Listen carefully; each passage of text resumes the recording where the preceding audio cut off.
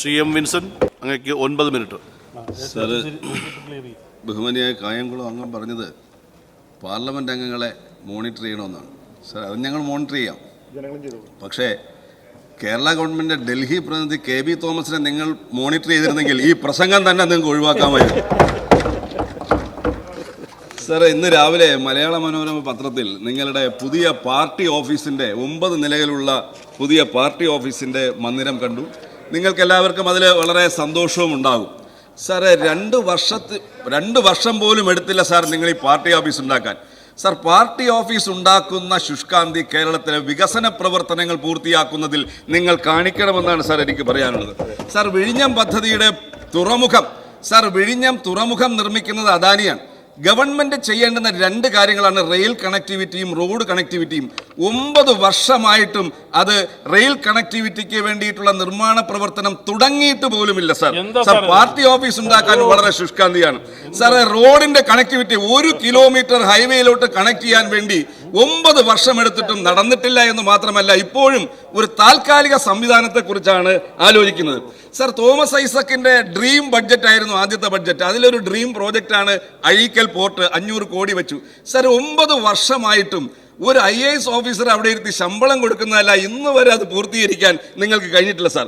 Sir, Thiruvananthapuram metro, sir, അവിടെ ഒരു ഓഫീസും ഉദ്യോഗസ്ഥന്മാരും ഇരിക്കുന്നതല്ലാതെ അതിന്റെ DPR പോലും ഇന്ന് വരെ നിങ്ങൾക്ക് തയ്യാറാക്കാൻ കഴിഞ്ഞില്ല സാർ. തൊട്ടപ്പുറത്ത് തമിഴ്നാട് സ്റ്റാലിൻ സാർ, അവിടെ മധുര മെട്രോ 11,360 കോടിയുടെ പ്രോജക്റ്റ്. കോയമ്പത്തൂർ മെട്രോ 10,740 കോടിയുടെ പ്രോജക്റ്റ്.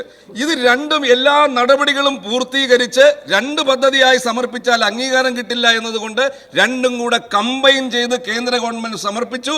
അവർ 2-3 മാസങ്ങൾക്കുള്ളിൽ അതിന്റെ അനുമതി ലഭിക്കും സാർ. സാർ, 9,70,75,000 കോടി രൂപയുടെ മൂലധന നിക്ഷേപമാണ് 3 വർഷം കൊണ്ട് തമിഴ്നാട്ടിൽ വന്നിട്ടുള്ളത്. 27 പുതിയ വൻകിട ഫാക്ടറികൾ, 31 ലക്ഷം പേർക്ക് ജോലി.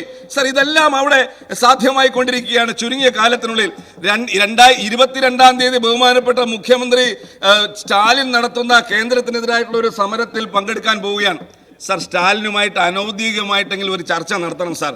നിർമ്മലാ സീതാരാമനോട് ചർച്ച നടത്തിയ പോലെ അനൗദ്യോഗികമായിട്ടൊരു ചർച്ച നടത്തണം. ഗവർണറുടെ സാന്നിധ്യമില്ലെന്ന് പറഞ്ഞിട്ട് ചർച്ചയ്ക്ക് ഒരു കുറവും ഉണ്ടാവില്ല സാർ. സാർ, ആ ചർച്ചയിൽ അങ്ങ് ചോദിക്കണം, ഉന്നാൽ എപ്പടി മുടിയത് തമ്പി എന്നങ്ങ് ചോദിക്കണം. കാരണം കേന്ദ്രത്തിനെതിരായി ഏറ്റവും ശക്തമായ പോർമുഖം തുറക്കുമ്പോൾ തന്നെ തമിഴ്നാടിന് അവകാശപ്പെട്ട എല്ലാ ആനുകൂല്യങ്ങളും പ്രോജക്റ്റുകളും നേടിയെടുക്കുന്നത് എങ്ങനെയാണ് എന്ന് അദ്ദേഹത്തിൽ കണ്ടു പഠിക്കാൻ കേരളത്തിന്റെ മുഖ്യമന്ത്രി ഈ യാത്ര ഉപയോഗിക്കണം എന്നാണ് എനിക്ക് പറയാനുള്ളത് സാർ. സാറ്, നിർമ്മലാ സീതാരാമനുമായിട്ടുള്ള ചർച്ചയ്ക്ക് ശേഷം അദ്ദേഹം ഇവിടെ പറഞ്ഞത് വ്യത്യസ്ത രാഷ്ട്രീയ സ്വഭാവമുള്ളവർ കണ്ടാൽ ഉരുകിപ്പോകുന്നതല്ല രാഷ്ട്രീയം. സാർ, NK പ്രേമചന്ദ്രൻ ഇത് ബാധകമല്ലേ സാർ? അദ്ദേഹം ലഞ്ച് കഴിച്ചതിന്റെ പേരിൽ എന്തുമാത്രം അധിക്ഷേപങ്ങളാണ് ഇവിടെ കേട്ടത്. സംഘിയെന്നും RSSന്റെ ഏജന്റ് എന്നും എല്ലാം നിങ്ങൾ വിളിച്ചില്ലേ? അങ്ങനെയാണെങ്കിൽ മുഖ്യമന്ത്രിയെ എന്തു വിളിക്കണമെന്ന് നിങ്ങൾ ആലോചിക്കണം. നിങ്ങൾ ചിന്തിക്കണം. ഞങ്ങൾ അങ്ങനെയൊന്നും വിളിക്കാൻ ഞങ്ങളില്ല. പക്ഷേ നിങ്ങളത് ചിന്തിക്കണം. ഇനി ബ്രേക്ക്ഫാസ്റ്റ് ആകാം, ലഞ്ച് ആകാൻ പാടില്ല എന്നതാണോ നിങ്ങളുടെ ഈ നിലപാട് മാറ്റത്തിന് കാരണമെന്നാണ് എനിക്ക് മനസ്സിലാക്കാൻ കഴിയുന്നത്.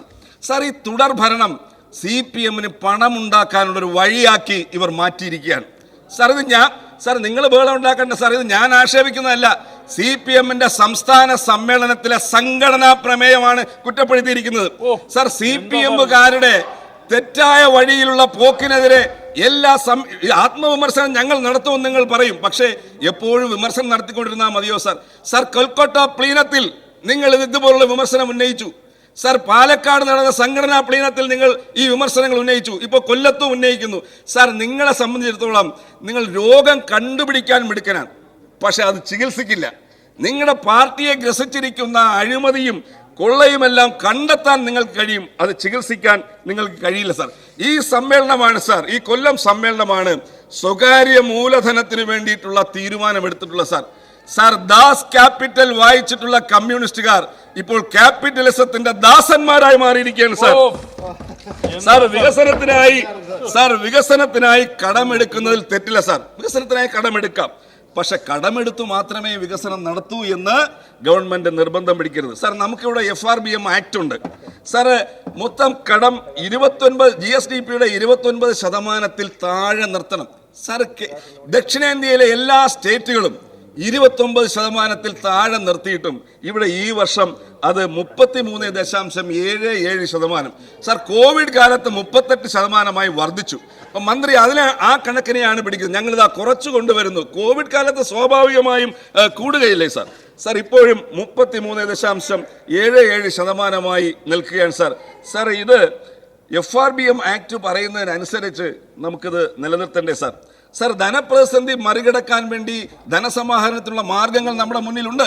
സാർ, കേരളത്തിലെ പ്രതിപക്ഷ നേതാവ് എത്രയോ തവണ ഇവിടെ പറഞ്ഞു സ്വർണത്തിന്റെ കാര്യം. സാർ, ഇന്ത്യയിൽ വിപണനം ചെയ്യുന്ന സ്വർണത്തിന്റെ 20% കേരളത്തിലാണ്.